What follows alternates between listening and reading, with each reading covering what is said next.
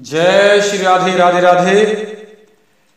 प्रिय साथियों, मेरे साथियों ने मुझसे प्रश्न किया था, आज उस विषय को आपके समक्ष प्रस्तुत कर रहा हूं। हमने सोचा कि एक साथ सबका ही फायदा हो जाए, उस विषय को सबके समक्ष रखा जाए। साथियों, वो विषय इस प्रकार है कि लोग निंदा एक दूसरे की क्यों करते हैं। विषय है इस प्रकार, ऐसा क्या है जो व्यक्ति निंदा करते हैं एक दूसरे की। हर व्यक्ति निंदा करता है, ऐसा क्या आनंद आता है, जबकि निंदा करना पाप है, बहुत बड़ा पाप है। तो साथियों, ऐसा क्या रस है, लोग निंदा द्वेष लगातार करते हैं, देर रात करते रहते हैं, ऐसा क्या आनंद आता है, उसके पीछे क्या रहस्य है निंदा के पीछे। आज तक बहुत से विद्वान बताते हैं और बताया भी है, लेकिन सीधा सीधा इतना नहीं बता पाए कि निंदा के पीछे का विज्ञान क्या है।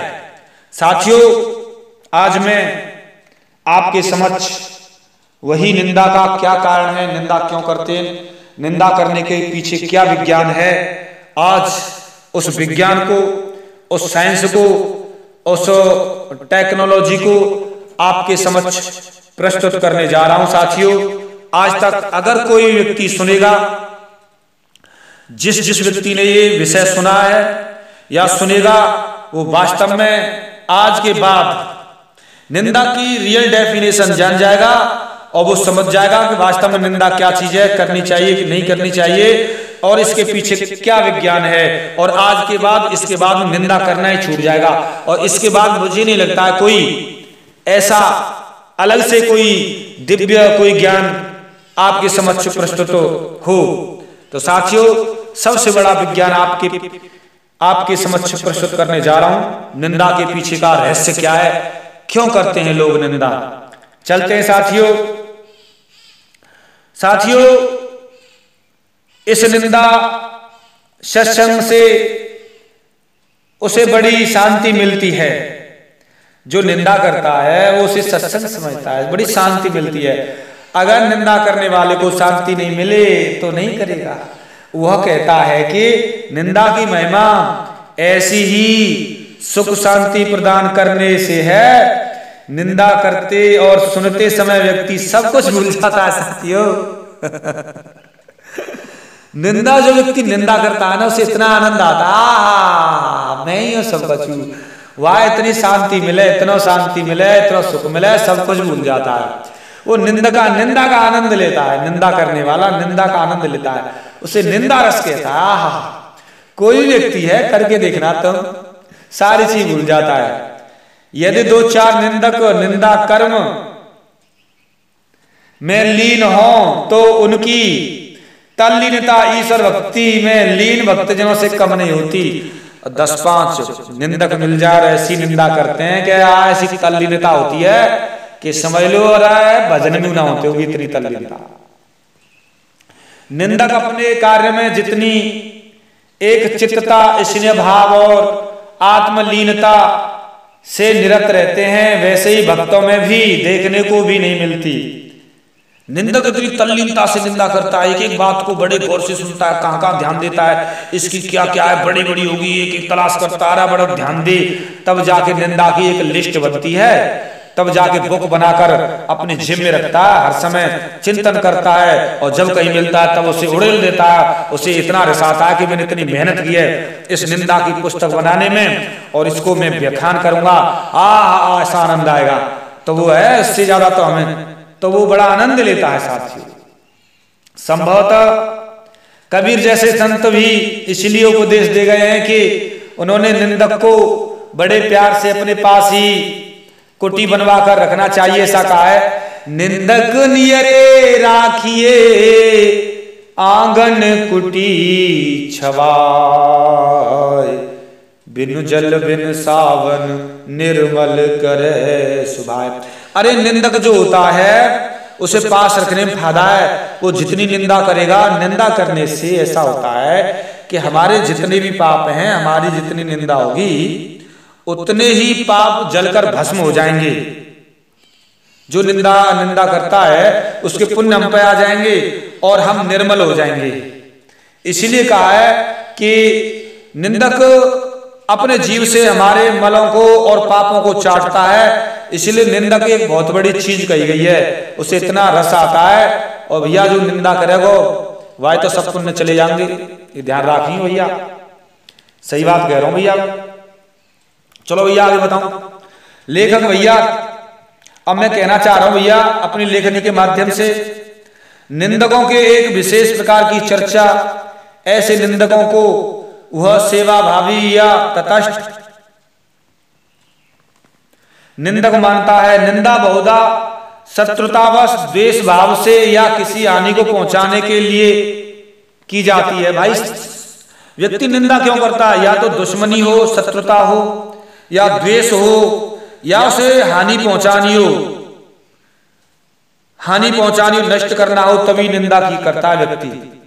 बिना द्वेष की निंदा क्यों करेगा? और निंदा करता है तो समझ लो द्वेष है, शत्रु भाव है, हानि पहुंचाना चाहता है। द्वेष के कारण व्यक्ति निंदा करता है, और जिससे द्वेष है उससे तो निंदा करने में ऐसा रसाव है पूछो ही मत। क्योंकि ये द्वेष की अग्नि में व्यक्ति जब प्रचंड अग्नि में इतना जलता है कि निंदा ही उसे इतनी शांति देती है कि इसके बराबर शांति कहीं उसे मिल नहीं सकती, ना हो सकती। तो साथियों, और हम अपनी तरफ से बात प्रस्तुत करना चाह रहे हैं एक शब्द और। निंदक सभी दुर्गुणों से मुक्त होते हैं। वे एक मिशन की भांति निंदा में रत रहते हैं, दुर्गुणों से मुक्त रहते हैं, लेकिन द्वेष के कारण वो इस बात में फंस जाते हैं, वो भूल जाते हैं और एक लक्ष्य की साध कर निंदा करते रहते हैं। तदपि वे हर समय निंदा करने में व्यस्त रहते हैं। हर समय निंदा करेगा, उससे कुछ नहीं करेगा। इसलिए उनकी निंदा किसी के प्रति द्वेष भाव या हानि पहुंचाने के उद्देश्य से किसी की नहीं होती है। हर व्यक्ति की निंदा हानि पहुंचाने की नहीं होती है, लेकिन निंदा का रस ऐसा होता है कि निंदा करे बिना रुक नहीं सकता, रह नहीं सकता, हर एक में द्वेष देखेगा। यथा लाभ संतोषा सपन न देखे परदोषा। वे निंदा को एक पवित्र कार्य की भांति निभाते हैं। ऐसे मिशनरी निंदक किसी व्यक्ति की भी निंदा में बड़े तटस्थ भाव से और बिना किसी पक्षपात के करते हैं। एक बार को यदि उनके पिता भी इस प्रसंग चल पड़े तो बिना किसी संकोच के भी प्रतिष्ठा को धराशायी कर देते हैं, वो पिता को भी नहीं छोड़ते हैं। इसमें उनको उतना ही आनंद आता है जितना अपने किसी विरोधी की निंदा करने में। जैसे लोग अपना स्वास्थ्य बनाए रखने के लिए बलदायक औषधि का सेवन करते हैं, उसी प्रकार निंदा करने से भी उनकी मिशनरी निंदकों को स्वस्थ रखने के लिए दवाई का काम करती है। अगर निंदा नहीं करेंगे तो मर जाएंगे, भोजन नहीं पचेगा, बुखार आ जाएगा, मृत्यु हो जाएगी, नष्ट हो जाएगी। वो निंदा ही दवाई है, निंदा ही सब कुछ है, निंदा ही उनके लिए सब कुछ है, निंदा ही सब कुछ है। निंदा न हो तो वो जीवित नहीं रह सकते। जो आनंद तटस्थ भाव से किसी की निंदा करने में आता है, निंदकों को वह ईर्ष्या द्वेष से प्रेरित होकर निंदा करने में नहीं आता। एक भाव से जो निंदा करने में आता है वो अलग ही है, द्वेष से अलग बात है। द्वेषवश किसी की निंदा करने वाला निंदक स्वयं भी बड़े क्लेश का अनुभव करता है। ईर्ष्या द्वेष एक आग की भांति उसे भीतर ही भीतर जलाती है, इसलिए वह निंदा द्वारा अपने मन को शांत किया करता। साथियों, सच में तो निंदा द्वेष के कारण की जाती है, और निंदा न करे व्यक्ति तो द्वेष की अग्नि में जलकर मर जाएगा, और उसे निंदा ही एक ऐसा अमृत है जिससे उसे बचा कर रखती है, और कोई रास्ता नहीं निंदक के लिए। ऐसे निंदक को दया का पात्र मानता है। जैसे कुत्ता चंद्रमा को देखकर भौंका करते हैं, उसी प्रकार निंदक द्वेषी निंदक भी दूसरे की समर्थता और अपनी असमर्थता से चिढ़कर दूसरे की निंदा किया करता है। क्योंकि अब समझ लो, उदाहरण के लिए, अब मैं गरीब हूं, आप करोड़पति हैं, और मैं आपकी समानता नहीं कर सकता, मैं रोटी खाने को नहीं मिल रही, और आप 10-10 करोड़ की गाड़ी में चल रहे हैं, बड़े बड़े बंगले हैं, तो अब मैं सिर्फ आपकी निंदा ही करूंगा, मैं बराबरी नहीं कर सकता कि चोरी से पैसा ले लिया इन्होंने, ऐसा ले लिया, ऐसा ले लिया। तो व्यक्ति चिढ़ता है दूसरे की उन्नति को देखकर और दिन रात निंदा करता है जल जल कर।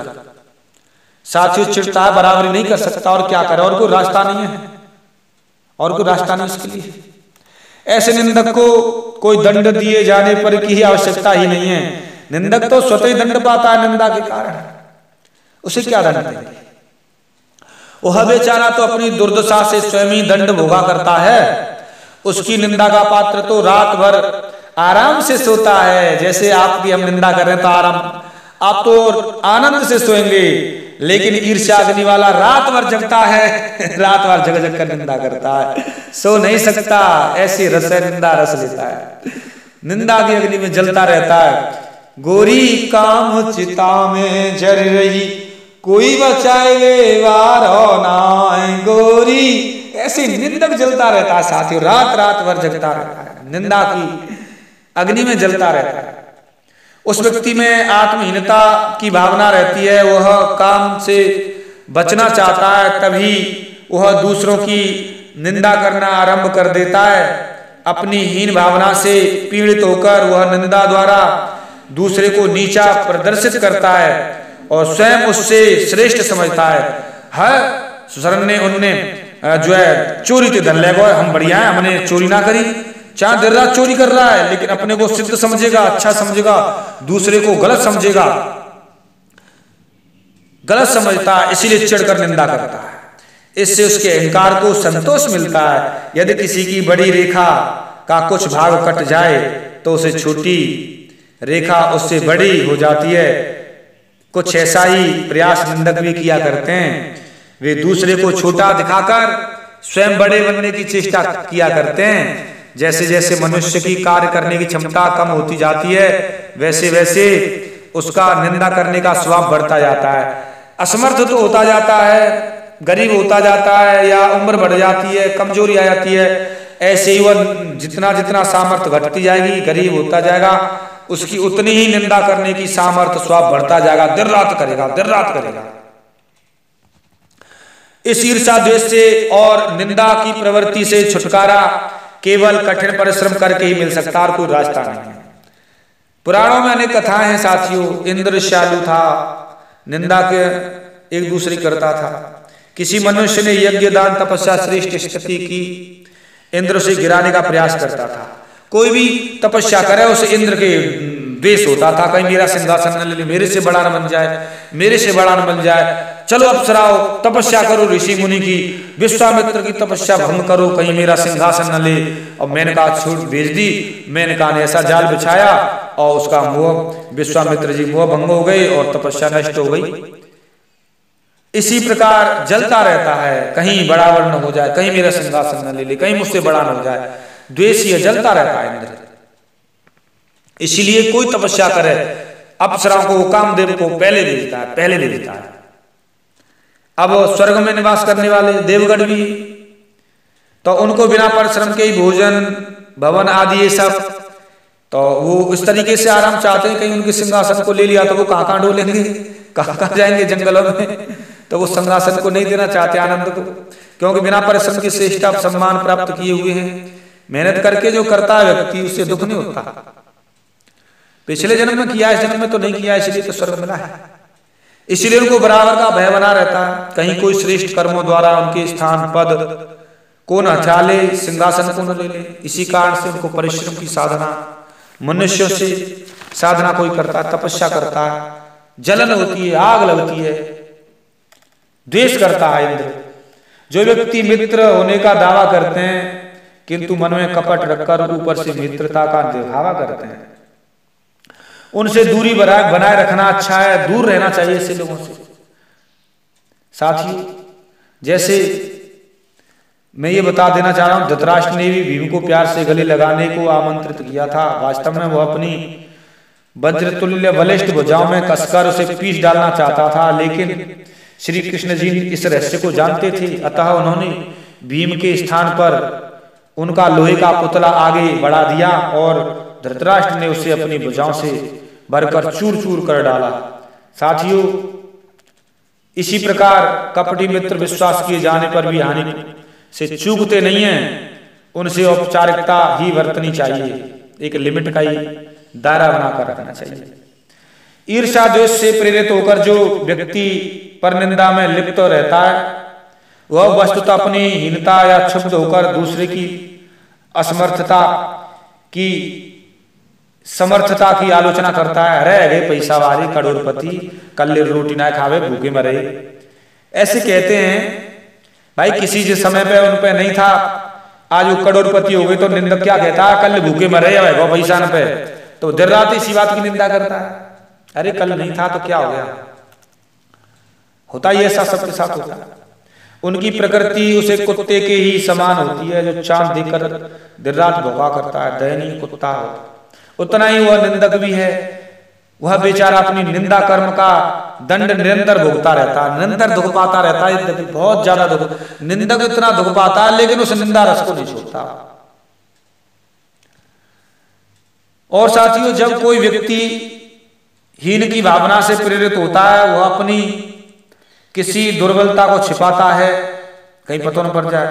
वह तो दूसरों की निंदा करना प्रारंभ कर देता, कहीं पता न पड़ जाए, जिससे दूसरी निंदा कर, हम बढ़िया वो खराब, हम बढ़िया वो खराब। वह समझता है कि दूसरों को नीचो दिखाएंगे और हम भैया श्रेष्ठ और सिद्ध बन जाएंगे, बढ़िया बन जाएंगे, दूसरे सब खराब हैं, हम बढ़िया ईमानदार हैं, हम जैसा कोई ना है। ऐसा भैया सिद्ध करना चाहे, ईमानदार बन जावे भैया। और का के प्राय देखने में आता है भैया, जो लोग कठिन परिश्रम ते बचनो चाहे, मेहनत ना करना चाहे भैया, वे ही सफल व्यक्ति की निंदा करें। उनमें मेहनत हुई ना है, और जो मेहनत करके भैया देर रात मेहनत करके बेचारों नौकरी पा ली, खेत खरीद लिए और वहां पे मेहनत ना आ रही, वही निंदा करो कि करना सके बराबरी, और निंदा करो और क्या करो। निंदा और द्वेष से आदमी सकारात्मक लाभ नहीं उठा पाता, वो डरता है, बल्कि उल्टे उसकी कार्य क्षमता और प्रतिभा का क्षरण होता है। जो भी थोड़ी बहुत निंदा कर करके नेका कोई दम हो तो वो नष्ट हो जाए और गरीब हो जाए, पुण्य पुण्य नष्ट हो जाए। साथियों, में यही निवेदन करना चाहूंगा तुम तो भैया, भाई निंदा जो करवे थे आदमी, जो निंदा वही करे जामे, दूसरे से द्वेष होए, लड़ाई हो, झगड़ा हो, या स्वयं तो काम करना सके, बराबरी करना सके। कोई आदमी करोड़पति हो जाए तो वाकई द्वेष अच्छा नहीं देखे, जलता है, आग में जलता है, और जल जल के हथुका देर रात फुकता रहता है। और भैया वो हथुका तो निंदा ही करे, देर रात निंदा करे, और निंदा करते करते आज नहीं तो कल नष्ट हो जाता है, और फिर नरकगामी हो जाता है, अगले जन्म में गधा कुत्ता सुअर ही बनता है। इसलिए भैया निंदा मत करो भैया, मेहनत करो, अच्छे काम करो, कोई बात ना है। निंदा कहते हैं पर निंदा सम अघन घरीसा, दूसरे की निंदा करवे के समान कोई दूसरा पाप ना भैया, या तो पुण्य नष्ट है जामे, और व्यक्ति कोई काम को ना रे जल्दी नष्ट हो जाए भैया। इसलिए बहुत बड़ा पाप है भैया, भाई निंदा नहीं करनी चाहिए। निंदा वो रस एक बार चस्का लग गो तो आदमी में छूटे ना है, आदमी बहुत बुरा हाल है जावे। साथियों, मैंने तुम्हें बहुत बढ़िया ये निंदा के ऊपर व्याख्यान दयो और बढ़िया बात बताई भैया। भाई ये प्रमाणित चीजें हैं, और हमने अपने हिसाब से जो भी बात कही है वो एकदम टू द पॉइंट है भैया, और यही बात है, निवेदन है। और भैया आपने जो चैनल है बहुत आगे पहुंचाया है, इसीलिए भैया और आगे पहुंचाओ। मिलता हूं भैया, तब तक तुमसे एक बढ़िया गहरे रहस्य के संग अगले समय प्रस्तुत होता हूं भैया, तुम्हारे संग दर्शन करता हूं। तब तक के लिए मुझे आशीर्वाद दो भैया, ठीक है। मिलता हूं। जय जय श्री राधे, जय श्री राधे, राधे राधे।